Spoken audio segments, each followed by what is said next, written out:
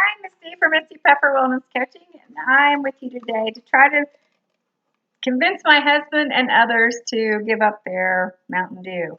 He's done pretty good, so I'm very proud of him.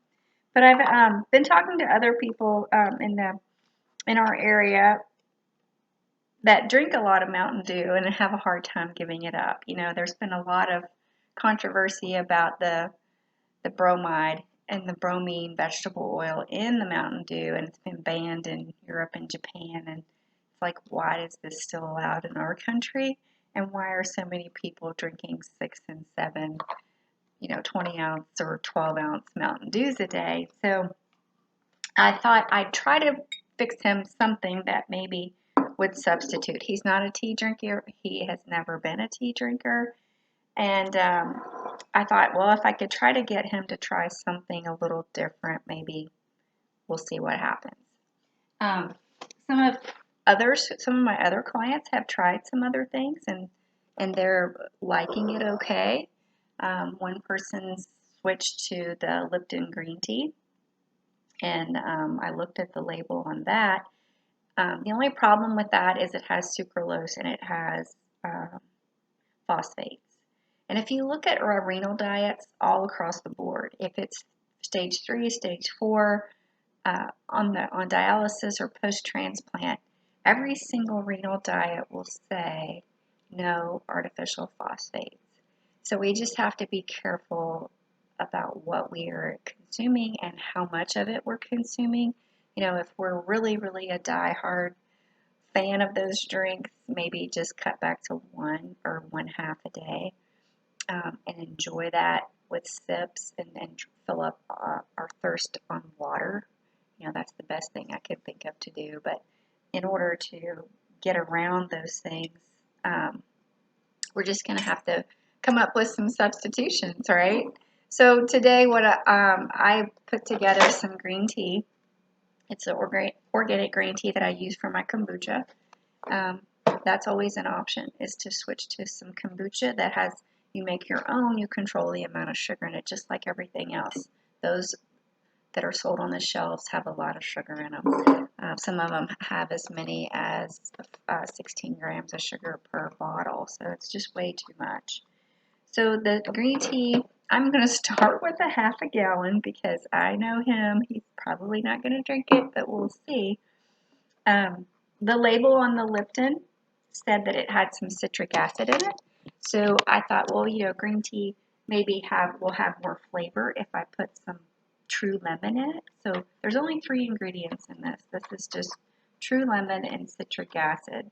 There's no sugar or artificial flavorings in that. So you can find that. There are 12 packets in this little box. So I did put that in his 1/2 gallon container to make this green tea. He always complains, it doesn't have any flavor, so I used an extra tea bag for a 1/2 gallon for him. I used 5 tea bags and about a 1.5 cups of water. So that's been brewing for about 15 minutes. So I'm going to go ahead and add that to my gallon jar. So I have 1 flavor packet of lemon in this, and I also have 1 scoop of pure stevia. I want to show you how tiny this scoop is. It's pretty amazing how teeny tiny it is. And it goes so long. This thing has lasted me a year. I paid, I think, $9 for this, but it's lasted a whole year because we just don't do a lot of sugar, period. But there's the scoop. Look how tiny that is. 1 little scoop into this 1/2 gallon. We'll see how sweet that is. So 1 packet of lemon flavoring, 1 little tiny scoop of pure stevia, and then 5 brewed green tea bags. And because a lot of people don't like the flavor of stevia, I tried to counteract that with a teaspoon of sugar. So I think that teaspoon of sugar will take out the bitterness or the aftertaste of the stevia. That's my hope anyway. So I will let you know how he likes it.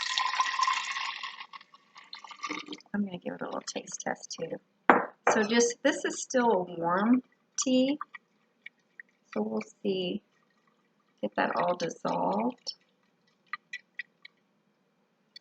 Ooh, it smells good. It smells citrusy. I would probably do a fresh lemon. You could totally do the juice of one lemon and see if your guy likes that. But I'm just sticking to what's close to the what's close to the store-bought brand. So the rest of that, I think I'm going to pause it a minute and fill it up with some ice and see what it tastes like. So hang in there. All right, so there we go. Put some ice in that. Give it a little stir. Gosh, it smells good. We'll see. We'll see. He probably won't.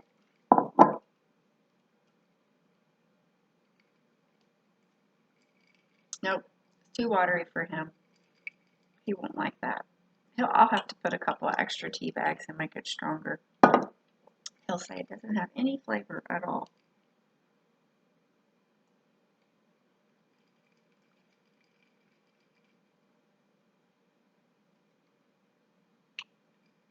I can taste the citrus in it. It's not bad, but it does need more tea flavor. So I would definitely put a couple more tea bags. See how he likes that. So anyway, you're going to flavor yours the way you like it too, right?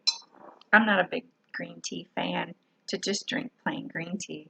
I like, this is my favorite green tea flavor, so I can totally do a blueberry green tea and make a large glass and enjoy that without any flavoring at all. I like that flavor. You could probably try to do that with a half a gallon too and make a blueberry green tea. That would be awesome. But I'll still play around with this.